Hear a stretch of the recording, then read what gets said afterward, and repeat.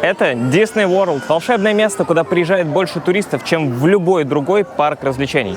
Но почему? Конечно, все хотят покататься на американских горках, увидеть парад с Микки Маусом, а вечером салют у замка Золушки из легендарной заставки. Но это не все. Вот типичная торговая улица в Америке. Как вам? Здесь есть рестораны, люди и магазины, но больше ничего. А вот другая торговая улица, уже внутри парка. В ней все то же самое и кое-что еще. Немного магии, которая давно живет не только в Диснейленде и даже не только в США. Ее можно найти здесь, здесь, здесь и здесь. Это все не просто разные места, а разные миры до и после Диснея. Значит ли для вас что-нибудь вот эти звуки? Добавьте к ним предвкушение первого дня летних каникул, вкус пломбира в стаканчике из городского парка и запах мандаринов на Новый год. Теперь представьте, что все это испытываешь одновременно. Это настоящая скрепа для целых 4 поколений американцев. Среди граждан США четверть не говорит дома на английском. 15% родилось за пределами страны. Но только 1 человек из 10 не был в парке Дисней. Тут в центре Флориды стоит самый большой Дисней парк. И территория гигантская, как полноценного города. Например, Пятигорска. И каждый день сюда приезжает 1 Пятигорск. За год 50 миллионов туристов. На отели, сувениры и 50 видов каруселей они тратят 1 ВВП Грузии. Семья из 4 людей за неделю оставляет от 6 до 10 тысяч долларов. Это долбануться как дорого даже по американским меркам. Ради поездки копят годами, правда чаще залазят в долг. Почти половина семей привозит 2000 долларов такого Дисней-долга на кредитки в качестве сувенира. Несмотря на сумасшедшие цены, 70% этих людей вернутся сюда еще раз. Дисней-парк особенный, но не первый. До него были и лунопарки, и ярмарки, но, как говорит Walt Disney, там грязно, воняет горелым маслом, все оформлено безвкусно, персонал злющий, как собаки, а сами аттракционы однообразные. Туда приходишь чисто сдать детей на американские горки, а сам с нетерпением ждешь дороги домой. Здесь же все наоборот. Чисто, дружелюбно, а на одного ребенка 4 взрослых. У половины присутствующих вообще нет своих детей. Что-то в этом всем точно есть, и мы разберемся, что. Мы как раз вовремя, потому что только что кончилось слово пастыря. Где я? Где-то на Диком Западе, теперь в Японии, на планете Пандора из Аватара и у замка Золушки. Смотришь и за 1 секунду понимаешь, где ты. Да, все еще в парке с аттракционами, но каждый из них несет отсылку к чему-то настоящему. Или пусть даже выдуманному, но хорошо знакомому. Например, однажды привратник Вильям Харри поспешил собрать горожан Филадельфии, чтобы зачитать одну бумагу. Сама бумага была подписана 4 июля 1776 года, а назвали ее «Декларация независимости». А в этот колокол Вильям всех оповестил, что короне отныне никто не подчиняется. Короче, это не рандомный дом, а маленькая копия Зала независимости из Филадельфии. Каждый закуток, здание, табличка и даже пейзаж с настоящими деревьями к чему-то да отсылают. Сам Диснейленд разделен на другие лендс – земли и королевства. В королевстве животных реальные жирафы, древо жизни и снежный Эверест. В Голливуде тысячелетний сокол и Бату – планета контрабандистов и проклятый отель Голливуд. В Эпкот – прототипе города будущего, все страны и культуры. А еще ретро-футуризм, космос и монорельс. И, конечно, королевство магии. Самое популярное место из всех 4. Посетителю парка в среднем 32 года, и мы все здоровые лбы. И все равно почему-то хочется вот так вот чух-чух, покататься на паровозике или зайти в салон и проверить, а у него двери, когда открываются, ходят вот так туда-сюда, как в фильмах. Почему так? Все сделано с таким вниманием к деталям, что в 1971 году, когда его открыли, ничего подобного раньше даже рядом не было. Главная улица – основная точка притяжения и лучшее место, чтобы ввести нас в нужное состояние. Идем с ЖД-станции к ней и на секунду запоминаем, как выглядит фонарь. Вот такой на газу, под старину. Не забывайте, как он выглядит, потому что это нам пригодится. Смотрим вверх. Как работает перспектива? Объекты ближе кажутся больше, дальше меньше. Поэтому, если смотреть вверх на 3-этажное здание, последний этаж будет самым маленьким.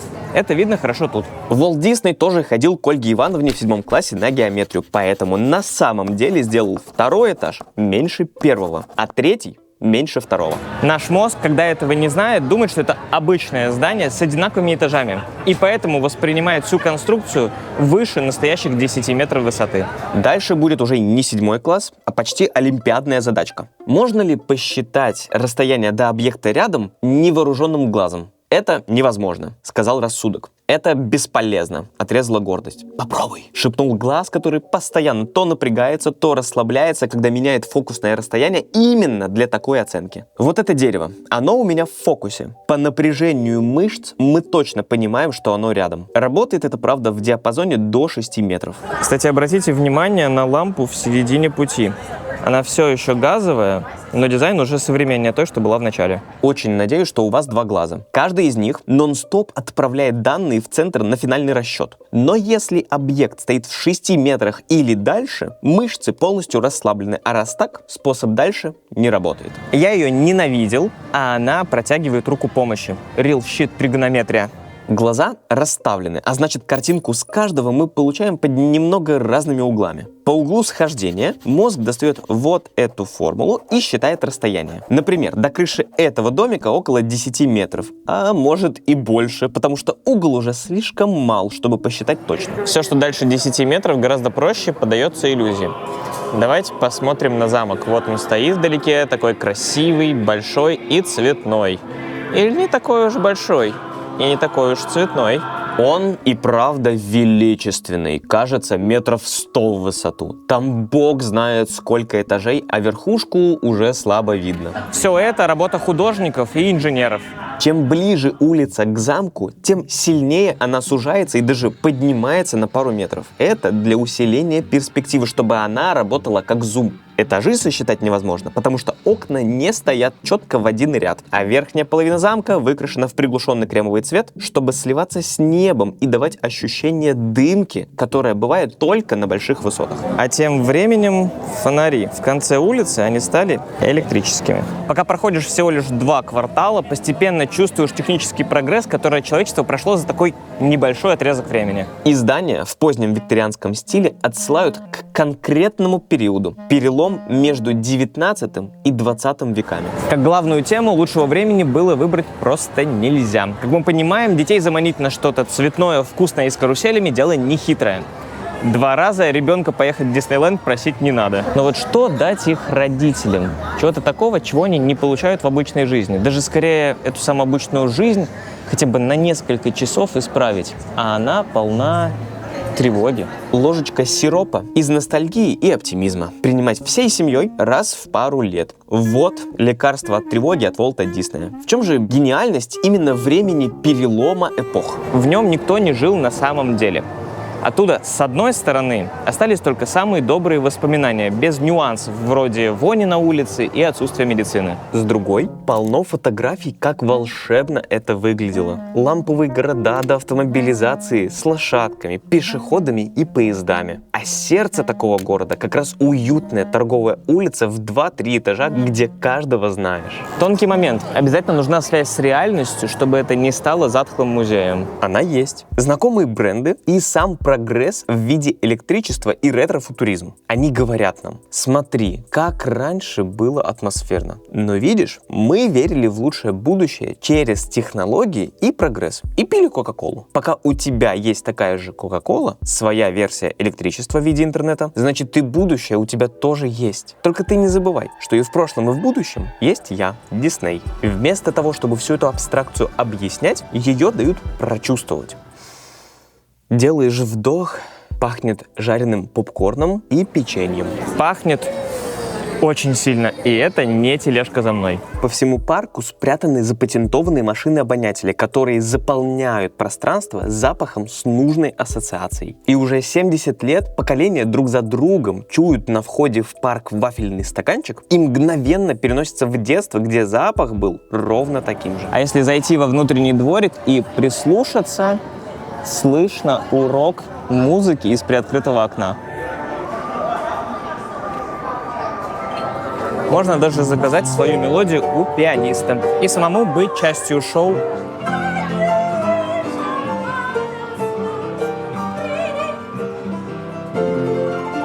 И, естественно, можно попробовать ностальгию на вкус. Как классику, вроде пломбира по 10 копеек, так и испить пушистого Таунтауна в кантине из «Звездных войн», которая тематизирована безупречно. Через все 5 доступных чувств тебя настолько сильно погружают в это приятное состояние ностальгии и оптимизма, что даже исследования говорят, люди на территории парка ведут себя гораздо дружелюбнее и добрее, чем в обычной жизни. Дисней не первый придумал тематизацию, но первый, кто сделал ее с таким масштабом и деталями. За пару часов ты можешь побывать в 11 разных странах. Впечатляет.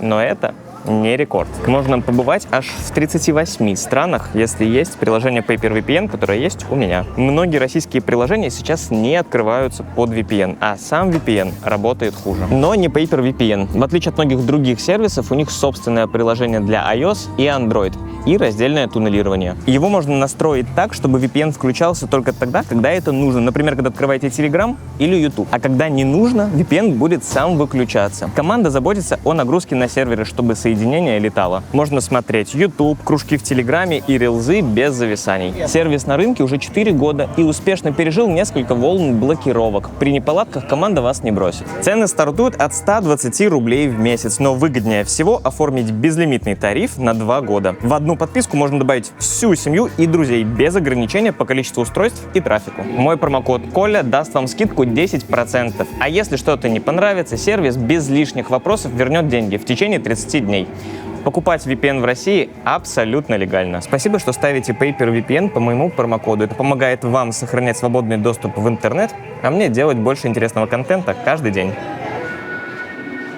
То, насколько тематизация проникла в нашу жизнь сейчас, очень сложно осознать. Орландо — город, в котором как раз стоят Disney World и Universal Studio, номер 2 в Америке по количеству туристов. Первый тут Нью-Йорк, что неудивительно совершенно. Сумасшедший и настолько разнообразный мегаполис, что в нем дополнительно придумывать ничего не надо. А его сердце — Таймс-сквер. Самое посещаемое место во всей Америке. Площадь называют мировым перекрестком. В один день там может проходить под 400 тысяч человек. Однако до 90-х вместо рекламных баннеров и толп туристов там были неоновые знаки с порно-кинотеатрами, проституцией и сомнительными субстанциями. То есть прямо в центре Манхэттена полвека стоял грязный гадюшник, который впутался в новые проблемы каждое десятилетие, начиная с Великой депрессии. Власти Нью-Йорка долго пытались его причесать и умыть, но все попытки вдохнуть новую жизнь буксовали, пока одна компания не решила восстановить старый театр для своего мюзикла. И вместе с театрами она заодно навела там красоту и добавила фирменного блеска всему вокруг. А главное, показала, что место не безнадежно. Надо только немного сменить настроение, сделать из порно-театров просто театры. Вместо света неона — экраны. И туда потянутся не торчки, а семьи со всего мира. Так и произошло. Компания, которая поверила своими деньгами в новый облик Таймс-сквер, как вы можете, наверное, догадаться, называется Disney. Вернемся во Флориду.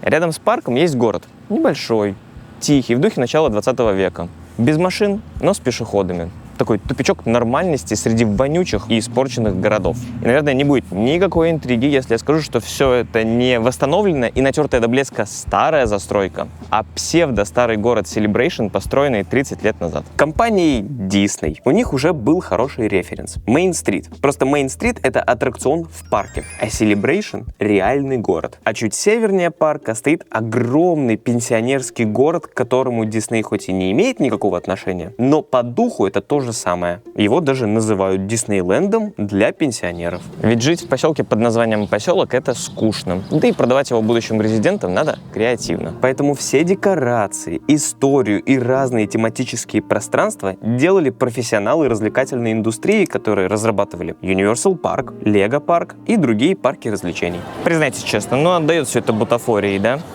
Американцы. Культура нема.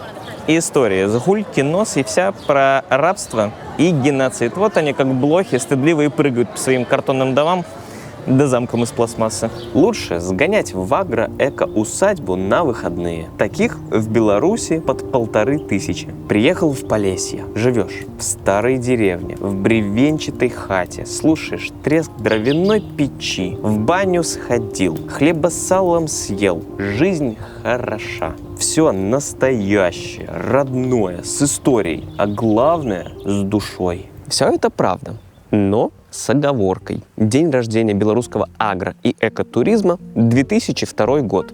В настоящей сельской местности никто не отдыхает. В 5 утра тебе нужно вставать, доить корову, убирать навоз.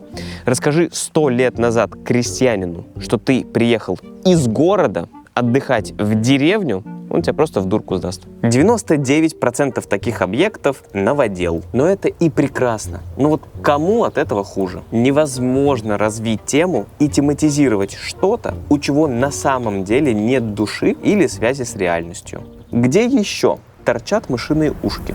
Резиденция Деда Мороза в Великом Устюге появилась только в 1998, хотя кажется, что была там столько же, сколько существует сам Дед Мороз. И там все как надо. Целая вселенная с главной фигурой, вспомогательными локациями, персонажами, ритуалами и отдельной инфраструктурой для гостей. Или идешь поесть суши, причем неважно в какой стране. Желательно, чтобы не только интерьер был в японском стиле и хоть что-то где-то было нарисовано на иероглифах, так надо же, чтобы готовил и приносил еду азиат. И неважно, это будет японец, бурят или филиппинец. Паспорт ты проверять, понятно, не будешь, но место станет более аутентичным, а еда вкуснее. Исследования говорят, что соответствие кухни и этнической принадлежности персонала – ключ к 5 звездам на Google картах. Идея, которую взяли себе бизнесы за пределами Диснейленда: хочешь выделиться – стилизуй. И совсем не обязательно останавливаться на сфере услуг. Строишь ЖК в Москве, и он будет рядом с природой? Назови его Скандинавия. И напиши на сайте, что это стиль и философия жизни скандинавских стран, которые стабильно лидируют в мировых рейтингах счастья. Или сделай 8-этажный амфитеатр с черепичной крышей в центре Москвы, и будет тебе итальянский квартал. Поставь малоэтажную застройку в Краснодаре, добавь магазин Паулайнер и башня в переходах. Назови ЖК «Немецкая деревня», и уже есть какая-то изюминка. Из всех тем, которые есть в парке, есть одна, самая важная, вокруг которой построен не только парк, но и весь Дисней. И о ней буквально через пару минут.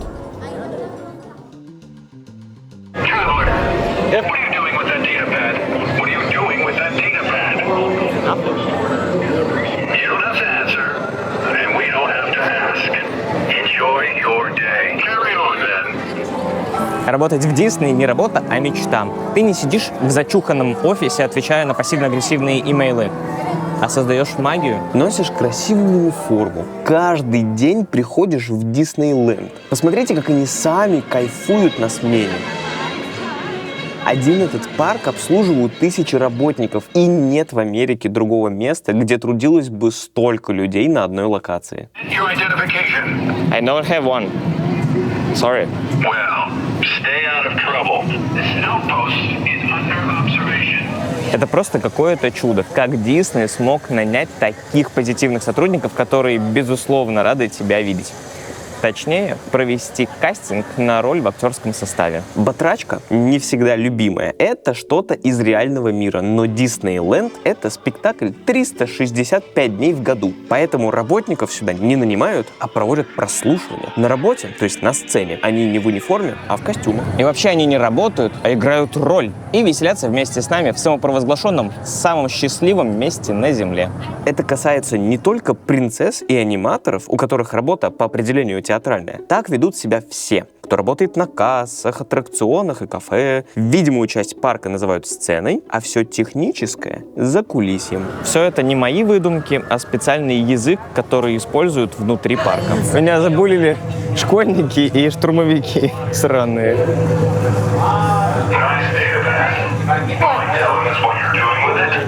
Nothing. Again. That does sound important.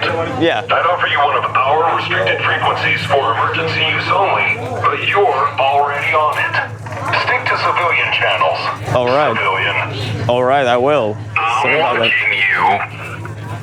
Магию здесь создают не только через оптические иллюзии, запахи и игру на ностальгии. Люди. Вот второй ингредиент формулы. Перед открытием первого парка еще в 1955 году Дисней понимал, что чтобы создать магию, все внутри парка должно ее поддерживать. И сотрудники должны улыбаться всегда. Чтобы вбить это правило, перед открытием они организовывали тренинги, из которых позже вырос университет Диснея. В нем учат, как правильно общаться, держать позу, смотреть, улыбаться. А когда твою работу кассиром или официантом описывают театральными терминами, от тебя самого будут просить разыграть спектакль. Только разрабатывал эти курсы не педагог по актерскому мастерству, а человек, который построил карьеру на обучении американских военных. К 70-му эти принципы выходят далеко за пределы парка. Экономика переходит из индустриальной в сервисную. Раньше работа была хоть и сложнее, но понятнее. Пришел на завод, выполнил норму, допустим, в 100 деталей и ушел. Теперь, когда больше людей работают головой и сердцем, их KPI становится все более креативным и абстрактным. К тому же люди чаще меняют работу, чтобы с одной стороны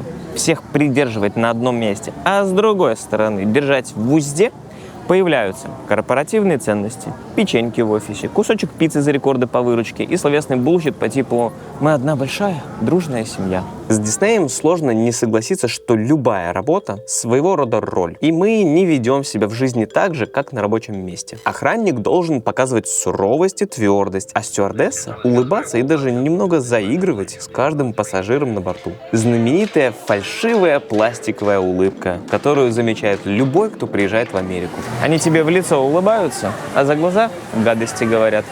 Если у вас возникало такое чувство после похода в кафе или заселения в отель, значит, работа сделана плохо.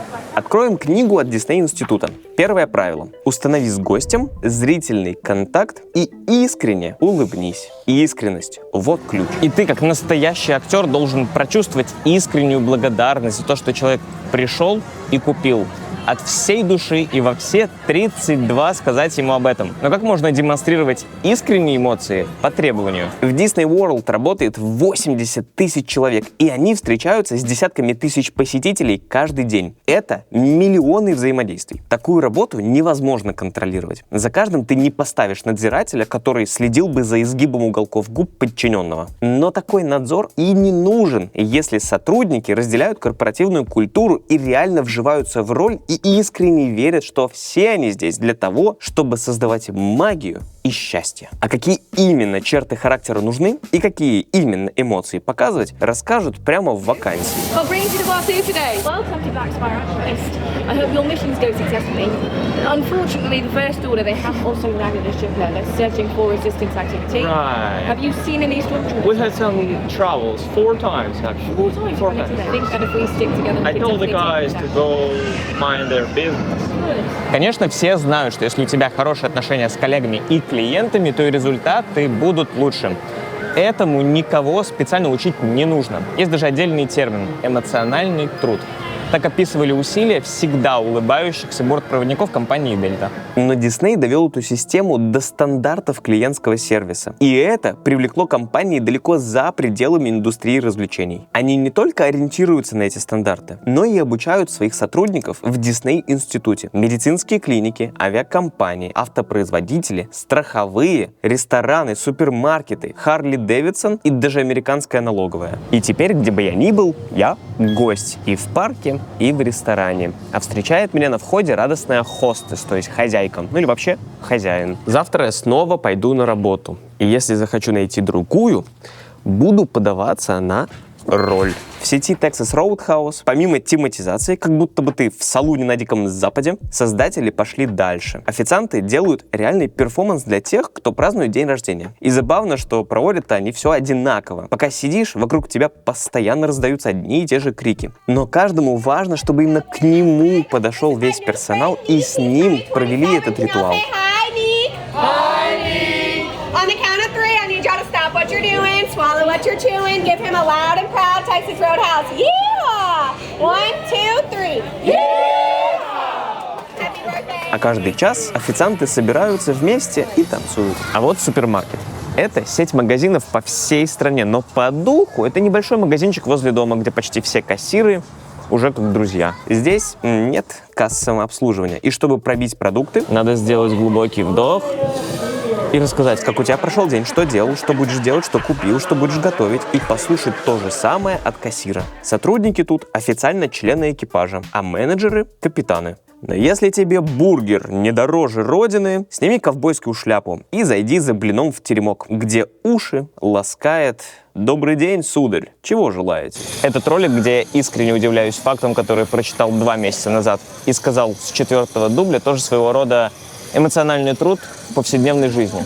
Потом я же иду на работу. И если там, не дай бог, подключился первый на созвон, то приходится становиться тамадой. О, ребят, всем привет. Что делали на выходных? Да, я тоже ничего. Но бывают такие, да, дни, когда ничего не хочется делать. Да. Что уже, 9:01? Что-то не все подключились. Ну, дадим людям минутку и уже начнем. Это сейчас нам кажется, ну, сушит официант зубы, что здесь такого? Может, он правда рад меня видеть. Но большинство-то из нас уже выросло в культуре, где это норма. А еще недавно, когда открывался первый Макдональдс в России, людям в очереди рассказывали, как сделать заказ и что можно заказать. Но помимо этого, они предупреждали, на кассе вам будут улыбаться. Но это не потому, что над вами, как над дураками, смеются. Просто люди реально будут рады вас обслужить. В большей части мира улыбка стала главным признаком хорошего сервиса. Такая базовая доброжелательность по умолчанию. Но фактически она была экспортирована совсем недавно, и Disney — один из первых больших перевозчиков такого груза. Если бы центр поп-культуры оказался не в Америке, а, допустим, в Японии, мы бы сегодня нон-стоп кланялись друг другу. А раздраженные традиционалисты, скорее всего, точно так же морщились бы от фальшивого японского поклона. 20 грамм шоколада и маленькая игрушка. По отдельности и то, и другое не впечатляет. Особенно, если за это просят $3. Но вот вместе это целое событие. И сладость, и развлечение, и реальный сюрприз. Реально, что там? Новый пингвинчик в коллекцию или драный пазл? Как минимум, основа для амулета с чесноком. Нечто общее у этого есть с Диснейлендом. Дисней в первом парке не просто убрал грязь и суету классических в то время парков развлечений, а, как мы обсудили, он собрал их в единую, общую систему, где тематизировано все, от вывесок и костюмов до еды и запахов. В нем было на что посмотреть, где поесть и на чем покататься. Даже магазинчики с сувенирами на Мейн-стрит заложили заранее. Но как только заканчивался ночной парад, все сразу же разъезжались. Первый парк, кстати, он же и единственный, который построили при жизни Волта, стоял в городе с уже существующей застройкой. Площадь такая микроскопическая, что собственный отель не запихнешь. Меньше квадратного километра. А новую землю не купишь. Уже тогда, в 50-е, в Калифорнии было очень дорого. Те же, у кого деньги были, начали ставить маленькие бизнесы-паразиты рядом. Отели, кафешки, сувенирки. И ни про какой дизайн-код там речи нет. И когда ты после волшебно проведенного дня едешь спать в чуханный мотель, сразу же все чары диснеевской магии сбиваются. Вот бы был способ продлить им сказку, думает Волт. Вместе с людьми уезжают спать их доллары, думает его брат Рой, главный по финансам. И у них происходит вот такой диалог. Брат, вот ты говорил, город — сила, а тут дорого все, даже отель не поставишь. Город — это злая сила. Богатые приезжают, становятся бедными. Город забирает силу. Надо ехать в Перду, где ничего нет, и там строить все с нуля. Так они понимают, что решение их проблемы — это чистое поле, где можно поставить все, что душе угодно. Главное, чтобы без бизнесов-нахлебников вокруг. И здесь, во Флориде, ошибка первого Диснейленда была полностью учтена. Был бы человек, а занятие найдется причем для всей семьи, от маленьких детей до пенсионеров. Чтобы ты не уезжал вместе с закатом, а проводил здесь выходные, или даже целый отпуск или каникулы. Поэтому сейчас на территории Диснейленда есть 30 тысяч номеров в 25 отелях, от обычных до лакшери. Не хочешь отель? Остановись в палатке на дикой природе. Пляж, на котором можно просто откиснуть, или посмотреть подводный мир и порыбачить. Ночные клубы и бары только для взрослых. Любое место, конечно же, лучше с гольф-полем, поэтому они здесь тоже есть. Свадебный павильон, спа, спортклубы, зоопарк, огромный торговый центр, магазины, рестораны, конные прогулки и теннис. Легче назвать то, чего здесь нет. На 111 квадратных километров здесь развлечений больше, чем в большинстве городов мира. И теперь это не просто парк, а целый курорт. Это его официальное название. И этот подход оправдал себя. В Калифорнии один человек приезжал на день и тратил всего $60 в текущих деньгах. Сейчас же во Флориду советуют ехать на неделю и тратят уже $500 в день на человека. Но и без рекомендаций я захочу купить билет не на день, а на 4. Ведь так в 2 раза дешевле. Я же не дурак какой-то, просто так раскидываться деньгами и бесплатно отдавать их какой-то корпорации. Ведь так? Даже если сильно пытаться экономить везде, у нас не получилось меньше $1000 на двоих. Даже выгодные билеты для местных продаются на 3 или 4 дня. Хочешь приехать только на выходные? Ты в любом случае переплатишь. Хочешь попасть в разные парки в один день? Да плати $40. Не хочешь стоять час в очереди на карусель? Накидывает по $13 за каждый подрез очереди. Если хочешь просто попить, что неизбежно во Флориде, но не хочешь целый день спасаться фонтанчиком с теплой водой, будь готов расстаться с $5 за каждые пол-литра воды. Если честно, день тут стоит настолько дорого, что кажется, что не должно тут быть так много людей каждый божий день. С открытия Disney World это никогда не было дешевым удовольствием, и семьи копили деньги годами, чтобы сюда приехать. Но если отсеять всю шелуху в виде инфляции и роста населения за последние 20 лет, то видно, что простому человеку приехать сюда все сложнее. В 2006-м надо было работать 4 дня, и этого хватало на семью из 4 человек. А сейчас надо работать уже 6,5 дней за такие же билеты. Это без учета отеля и еды, только проходки. Это намеренная стратегия. Самой компании удобнее обслуживать все более обеспеченных гостей, а гостям удобнее отдыхать. Отдыхать здесь очень удобно. Ты бесшовно перемещаешься от карусели в кафе, из кафе в магазин, вечером идешь в бар, смотришь ночной парад, возвращаешься в свой отель, где свой собственный курорт. Покидать территорию парка теперь вообще не нужно. Киньте в меня камнем тот, кто хотя бы раз не приезжал в аэропорт за 4 часа до вылета, потому что боялся опоздать. Скорее всего, ваша тревожность тогда обошлась недешево. Очень велика вероятность, что в дьютике на покупки вы потратили в 1,5 раза больше, чем если бы приехали вовремя. Примерно за 2 часа до вылета. А на еду и напитки вообще почти в 2 раза больше. Чем больше мы находимся внутри любой коммерции, тем больше тратим. Это факт. И он хорошо изучен и измерен. А Disney, один из первых больших компаний, это узнал и сделал все, чтобы был повод задержаться внутри побольше. Ты и все деньги, которые привез с собой на отпуск, остаются внутри парка. И поэтому продажи на квадратный метр всегда в мировых топах. Это, конечно, не Apple, которые делают абсолютно рекордные $6000 на квадратный фут, что в 4 раза больше Диснея. Но с учетом того, что территория курорта гигантская, суммарные продажи получаются заоблачные. Именно так работают смешанные пространства, как киндер-сюрприз. Ты складываешь несколько разных сервисов, и каждый из них усиливает друг друга. Появляется нечто третье, ради чего ты сюда, собственно, и приехал. Эмоции, опыт, удобство или все сразу. И 1 плюс 1 в таких местах никогда не равно 2. Конечно, смешанное потребление — это не диснеевская инновация. В театрах всегда были буфеты, а в музеях — сувениры на выходе. Но они были аперитивом к основному блюду. Например, в антракте между актами ты перекусываешь бутербродом с колбаской или отправляешь открытку другу из экзотической локации. Но Дисней спроектировал единый лабиринт из равнозначных аттракционов, кафе и магазинов, где даже очередь или переход по улице из одного места в другое ощущается как непрерывное развлечение и отдельный опыт. Лиса хитрая. Медведь хозяин леса. Сильный, но добрый. А гиена подлая, глупая и злая.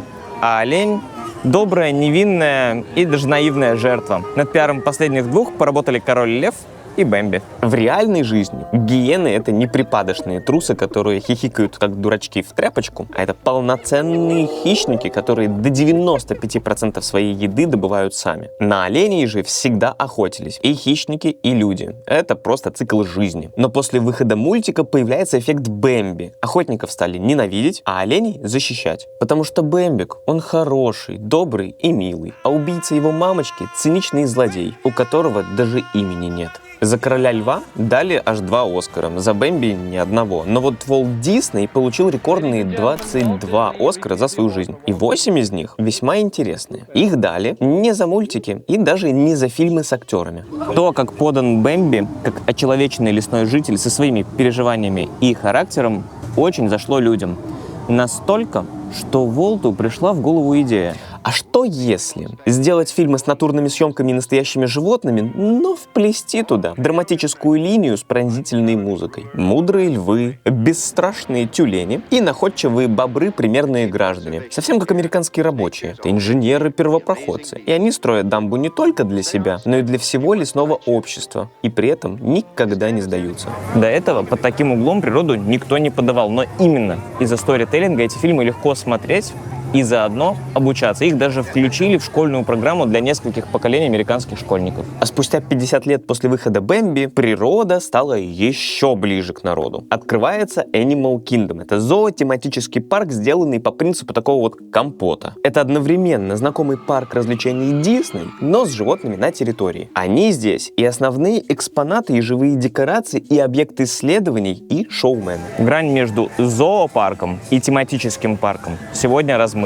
В них теперь есть лектории, кафе, рестораны, магазины игрушек в форме зверей и представления от самих животных. Например, Гейтерленд, который тоже во Флориде. Сюда аллигаторов свозили для защиты и изучения, но, посмотрев на успех Диснея, его прокачали. И теперь здесь живет аж целых 2000 коренных флоричан всех цветов и размеров. Про них читают лекции, делают шоу, открывая им пасть. А в магазинчике можно купить настоящую аллигаторскую голову, ну или плюшевую игрушку. А вот после всего этого можно перекусить. Конечно, тоже аллигатором. Пару лет назад я даже попробовал вот такие кусочки. Благодаря изысканному американскому фритюру вкус мяса определить почти не получилось. Но оно может быть и к лучшему. Без такой жести, но тоже в смешанном формате стоит Москвариум. Едешь туда всей семьей на целый день и не паришься, что будешь делать, потому что тут тоже есть все на морскую тему. Все примеры того, как бизнес умело находит способ задержаться подольше и купить что-нибудь лишнее, не поместились бы и в 2-часовой ролик. Но вспомните просто любой торговый центр, где есть и кино, и фудкорт, и шмотки, и Икея, и супермаркет, и каток. Или вот я сейчас в тематизированном под-кантри кафе, и после того, как я все это добро съем, мне надо будет пойти расплатиться. Где это сделаю? Я пройду через полноразмерный магазин сувениров, который находится под той же крышей, что и сам ресторан. Чем больше ты времени проводишь с чем-то, тем больше проникаешься. И хочешь сделать частью себя. И самый простой способ — что-то купить.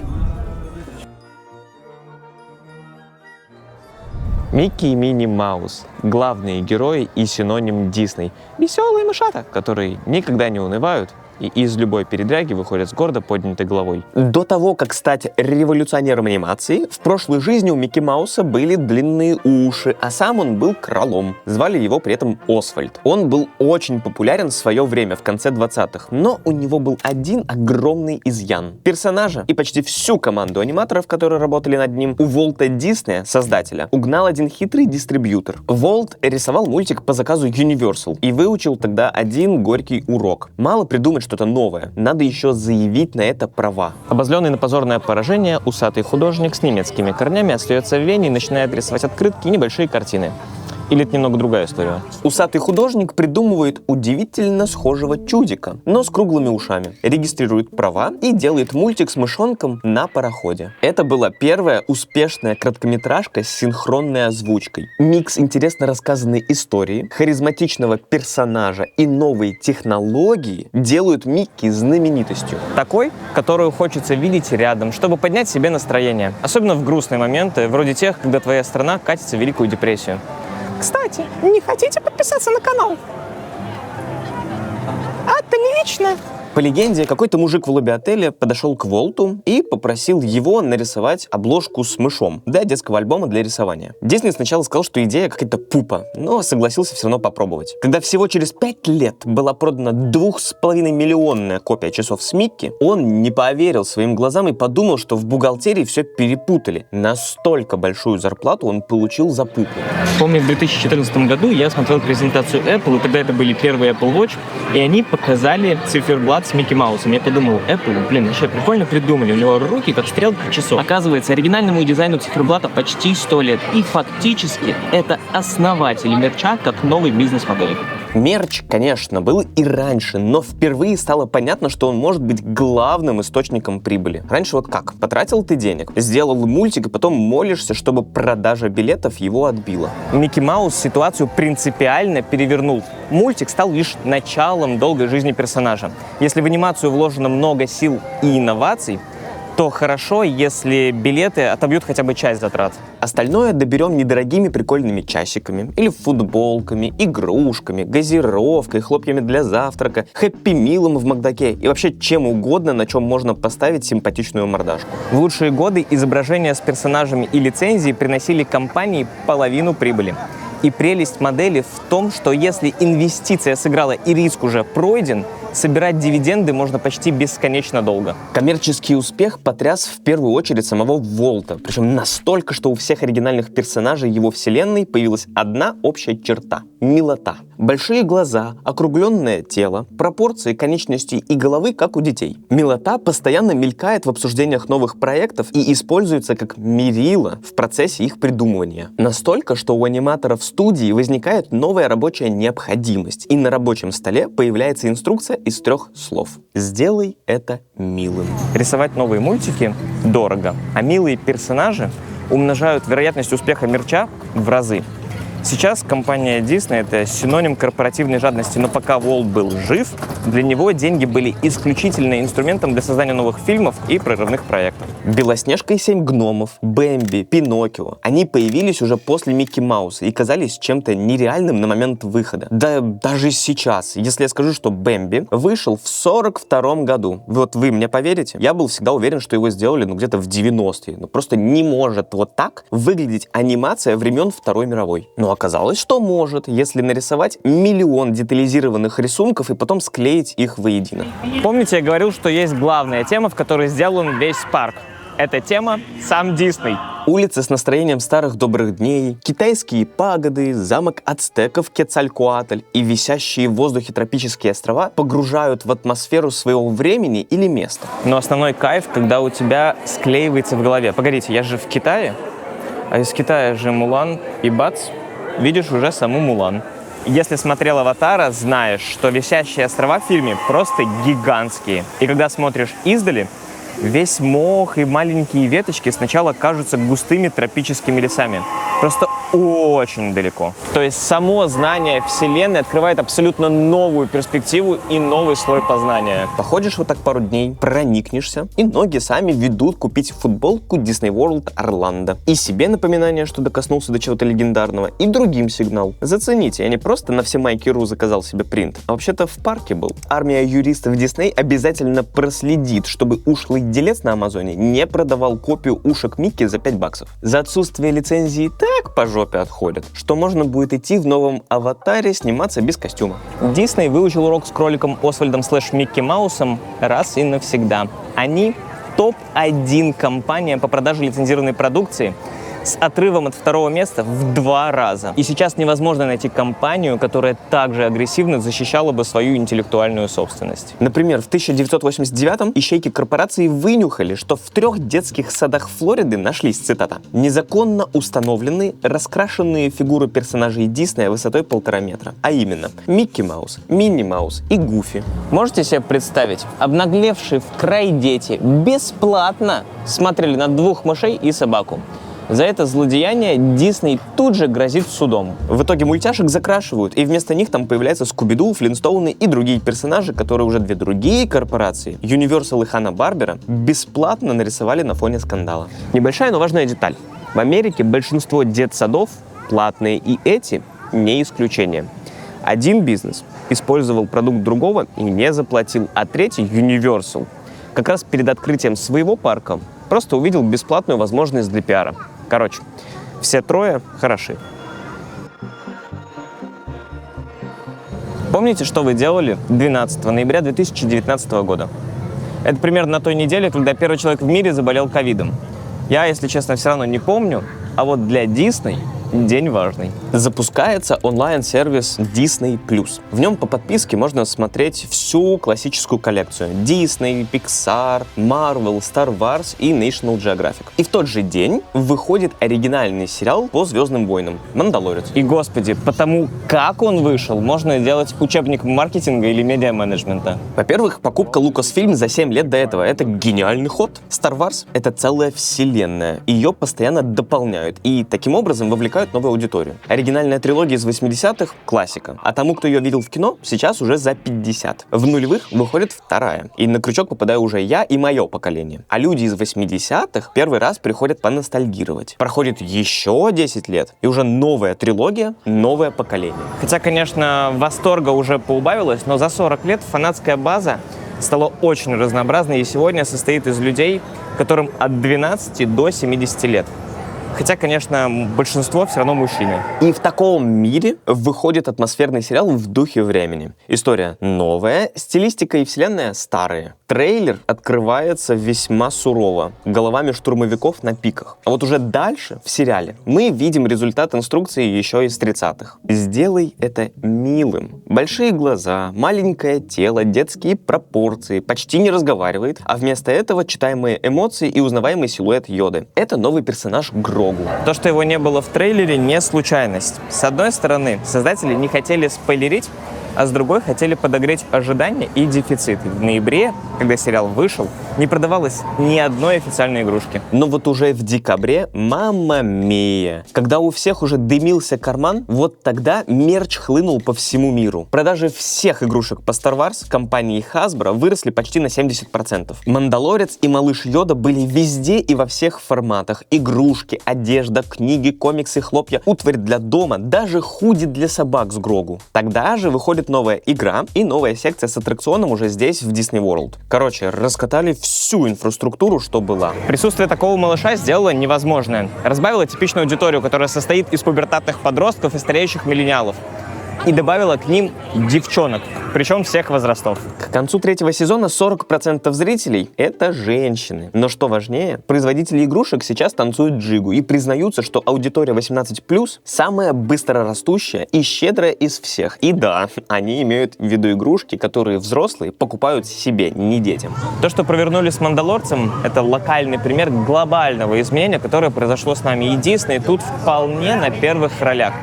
Повторюсь еще раз, потому что сейчас это реально важно. Парку интересны не столько дети, сколько их родители. Даже если это будущие родители. Уже сейчас взрослых подавляющее большинство. Но посмотрите вокруг, оглянитесь назад. Суть парка та же. Это огромная детская площадка с кучей каруселей на разный вкус.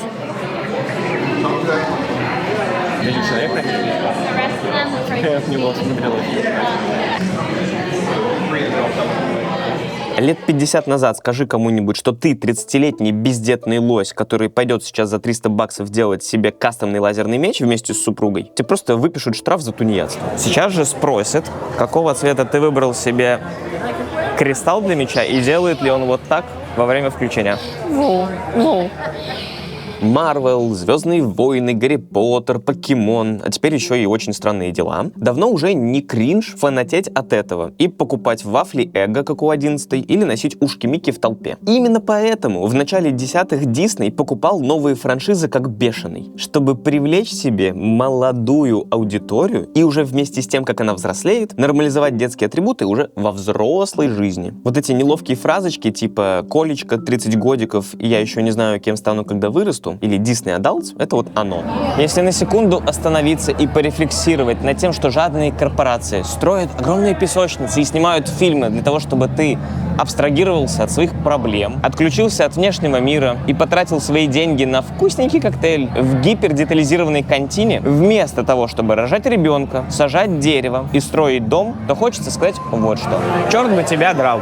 Хоть раз в жизни не бубни, дай почилить, просто заколебешь.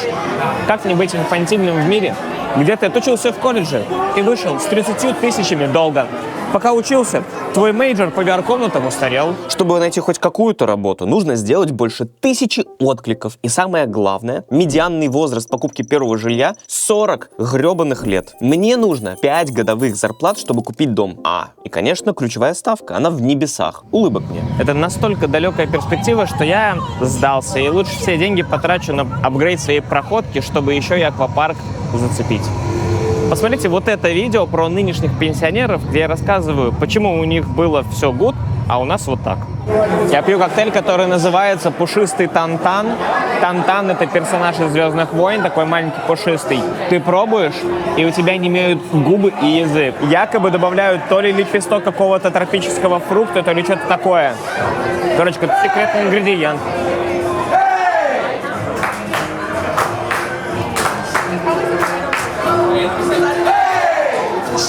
При всем размахе инфраструктуры и абсолютном лидерстве в мерче, Disney не главный продавец игрушек в Америке. Я бы никогда не догадался, кто главный босс. MC Donald's. Через Happy Meal продается каждая вторая игрушка в Америке.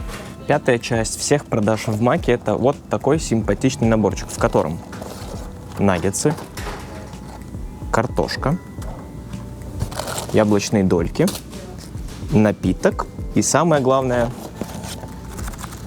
игрушка. Игрушки разные, но всегда тематизированы, и чаще всего это какая-то коллаба с другим брендом. Сейчас это очень странные дела, а в том месяце был Супер Марио. До сих пор большинство игрушек покупают детям, но уже 44% взрослых покупают себе детское меню в Маке. Этому помогли промо с коллекционными игрушками, вроде карточек Покемон, и специальные взрослые хэппи-милы. А еще детская еда дешевле и менее калорийная, что в эру высокой инфляции и Оземпика самое то. Кручение голландского штурвала в коллаборации всегда вин-вин ситуация. Продажи растут сразу у обоих брендов, а издержек почти никаких. Но снова Disney идет дальше и вылазит за пределы детского. Кажется логичной продажа игрушек и сувениров в тех местах, где ты классно провел время и хочется взять частичку атмосферы с собой.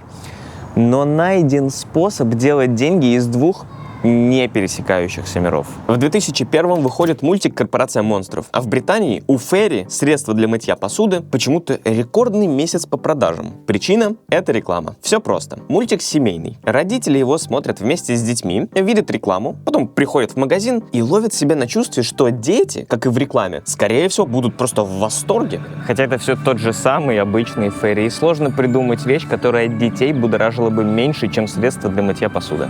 А пару лет назад продажи соусов Хайенс выросли на 52%. И томатный соус, не кетчуп, стал лидером продаж бренда. Дело в коллаборации с водкой Абсолют. Есть такой рецепт. Макарошки пенне в томатном соусе. Он довольно старый. В соус добавляют водку для скрепления и смягчения структуры. Абсолют и Хайенс почесали репу и придумали: а пускай водка в соусе будет наша. Результат: соус улетает с полок магазина со скоростью 55 банок в неделю. До рекламы было 7.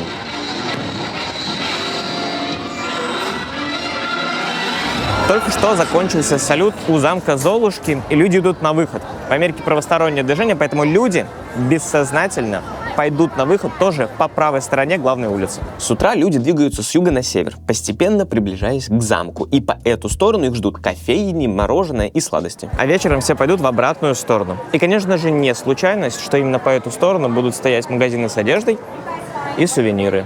Сейчас пиковый момент, когда тебя переполняют эмоции, хочется как-то все получше запомнить. Тем более, кроме отеля уже никуда не надо, поэтому можно руки занять пакетами с памятной безделушкой. Точно такой же принцип теперь используют все.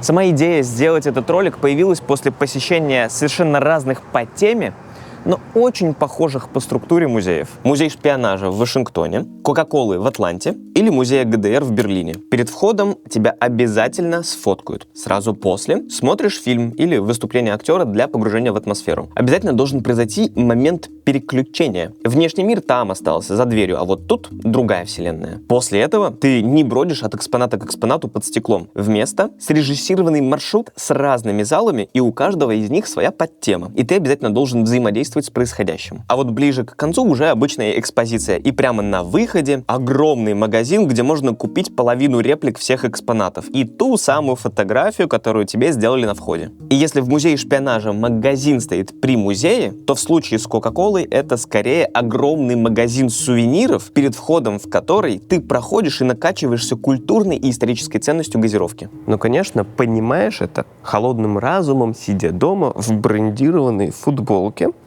и делая глоток из стеклянного холодного стакана, где вот так рельефом выбита Кока-Кола. Не сорву покрова, если скажу, что все сувениры плюс-минус одинаковые везде. Футболка, стакан, бейсболка, какая-то фигурка. кружка. Как правило, меняется только логотип. Даже страна производства одна на весь мир. Хотя, по идее, именно сувенир должен быть уникальным, чтобы отдавать теплые воспоминания конкретно из этого места. Но удивительно другое. Среднего туриста сейчас раздражает не ситуация, когда мерча слишком много или он одинаковый, а когда его вообще нет в продаже. Возьмем Hard Rock Cafe, которое, очевидно, стилизовано под золотую эпоху рока. Там есть гитары, костюмы. Но основной это товар — футболка. И ее можно купить, ничего не заказывая в самом ресторане. Смотрите, мы обсудили мерч, тематизацию, смешанное потребление и актерскую игру персонала. Я старался находить примеры за пределами Америки. Но если вы подумаете и в комментариях напишите, какие примеры видели еще сами, будет совсем круто. Мне будет очень интересно почитать, потому что вообще не задумываешься, пока сам не увидишь. Кстати, Икея — один из редких примеров, который вообще не был подвержен диснеизации, потому что лабиринт и все, как сделано внутри самой Икеи, появилось сильно до Диснея. Бывало такое, что не можешь найти носки, потому что они вместо того, чтобы лежать скомканные на полу шкафа, как должно быть, вместо этого постиранные лежат на полке, потому что кто-то их туда зачем-то так положил. Бесит, да? Если думали, что вы помешаны на контроле, то сейчас немного расслабитесь. Вопрос, который актуален, наверное, только Шреку. Твой топ-18 вещей, которые мешают наслаждаться болотом. Аллигаторы да комары, на этом все. А что хотелось бы добавить? Горы, холмы, весенний лес, еще водопады. И еще хочу лагуну с изумрудной водой. Так ответил уже Дисней, и вот он настоящий контроль-фрик, потому что все это у него на болоте есть. А вот все лишнее, наоборот, убрано. Грязь, многоэтажные здания, чужое мнение и события в Present Simple. Абсолютный, неоспоримый контроль — это главный ингредиент всей магии, без которого весь механизм не работает. Помните историю про кролика Освальда, права на который Дисней потерял, хотя именно он его придумал?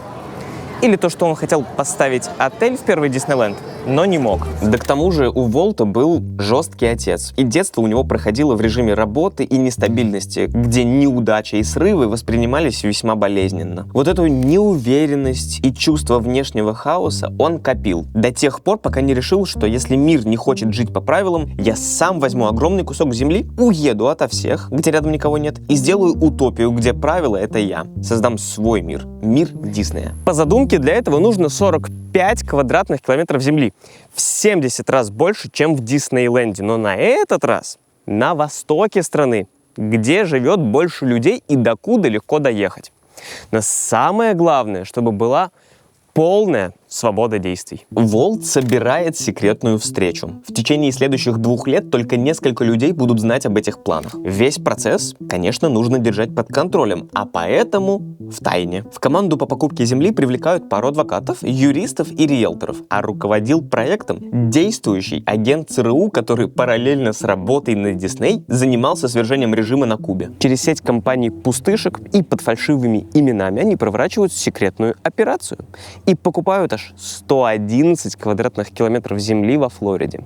Схема срабатывает, и никто не узнает, что это Дисней. Поэтому цены остаются нереально низкими, в целых 22 раза ниже, чем это было в Калифорнии. Только за месяц до официального анонса журналисты догадались, кто был тайным покупателем. Губернатор Флориды сияет от счастья от потенциального сотрудничества и говорит: открытие курорта станет самым важным событием штата, и все двери для компании открыты. К этому моменту Волту уже прилично за 60, и он часто ностальгирует по идеальному городу детства. Причем не какому-то абстрактному, а весьма конкретному. Марселин в штате Миссури. Он воссоздает его идеалистическую копию без машин и с толпами дружелюбных незнакомцев. И это и есть Main Street USA.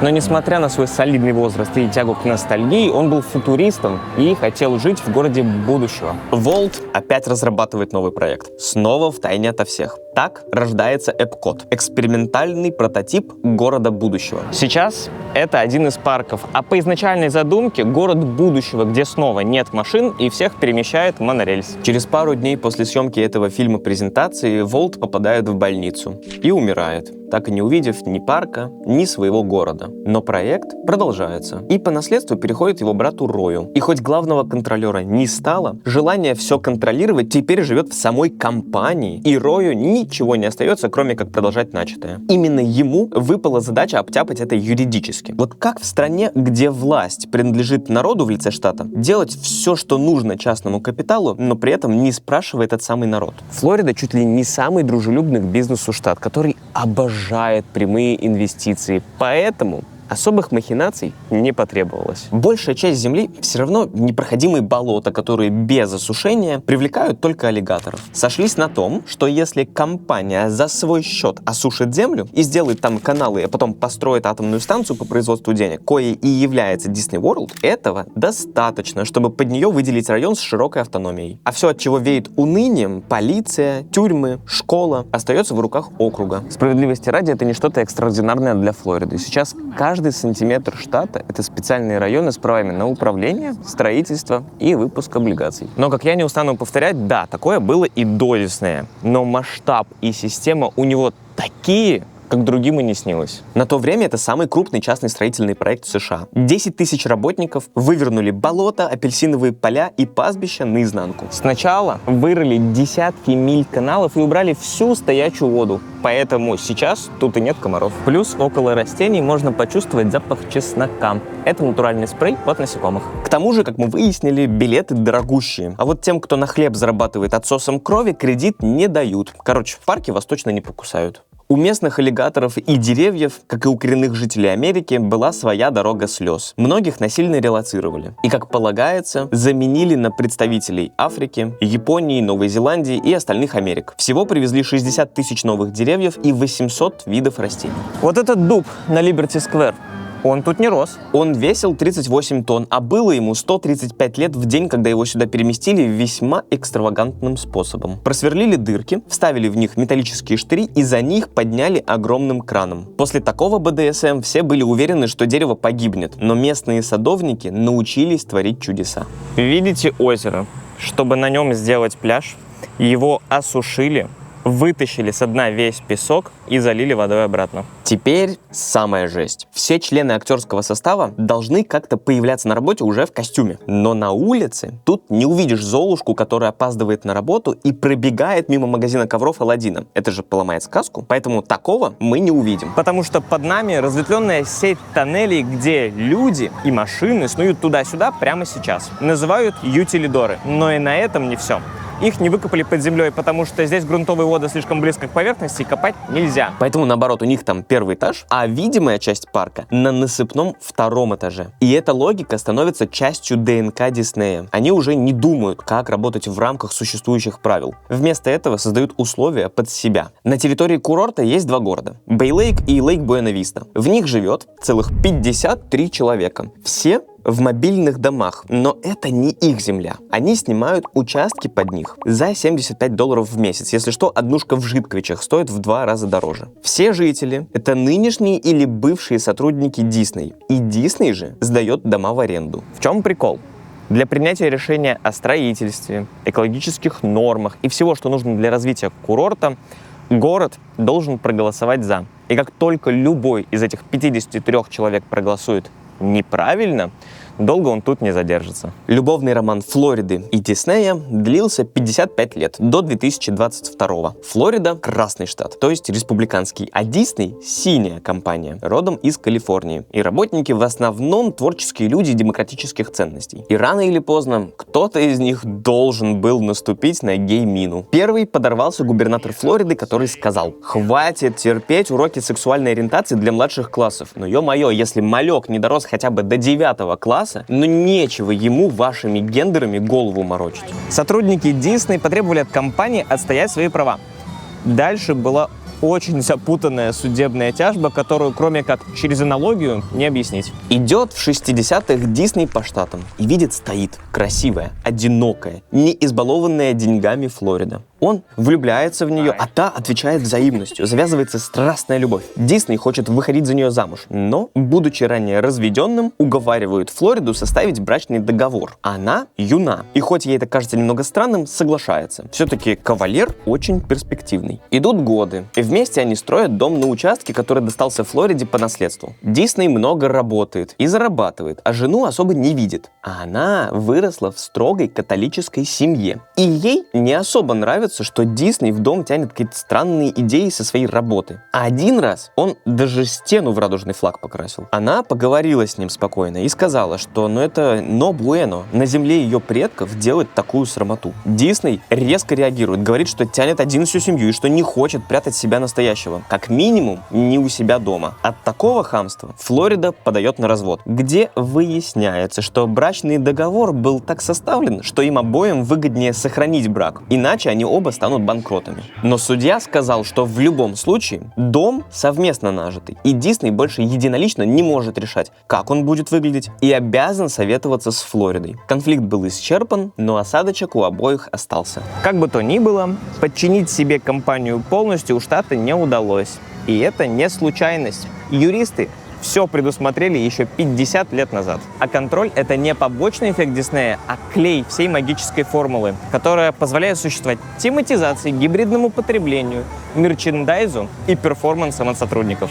Как и в Икее, у дизайнеров есть четко срежиссированный маршрут, по которому ходит большинство людей. И магазин тоже часть маршрута, по которому тебя ведут от аттракциона к кафе и обратно. И это уже не просто потребление, а приключение. Дорожки постоянно извиваются, чтобы создать эффект исследования. Но они-то были тщательно спланированы. Где сфотографироваться, тебя тоже поставят. В длинной очереди, которая изгибается так, чтобы она казалась короче, развлекут. Лишнее с глаз долой уберут. Вот это единственное полноразмерное здание на всей Мейн-стрит. И оно не для красоты, а чтобы скрыть собой ретро-футуристический отель там вдали. Посетители тоже не случайны. На такие цены и вообще формат отпуска попадают люди, с которыми меньше всего проблем. Они заранее сами играют по этим правилам. И шумные ребята из гетто улетают из воронки в самом начале. Цены постоянно повышают не только для выручки, но чтобы привлечь определенный сегмент рынка. Динамическая система спроса парка, которую ввели перед ковидом и решили оставить, отрегулирует и посетителей, и персонал. С работниками то же самое. На работу предпочитают брать людей без опыта, чтобы потом слепить их под себя в своем же институте. Потом следование скриптам и постоянный надзор за поведением, в том числе через соцсети. Недавно уволили очень популярную королеву из Белоснежки за то, что она сказала посетителям: хотите, чтобы королева была в парке круглый год, жалуйтесь в администрацию. В какую такую администрацию? Мы этому NPC такую реплику в диалог не прописывали. Это уже что-то из реального мира. Вот пусть шуруют туда. Конечно, надзором и управлением среды занимается не только Дисней, и тем более не только бизнесы, а сами города, государства и онлайн-сервисы.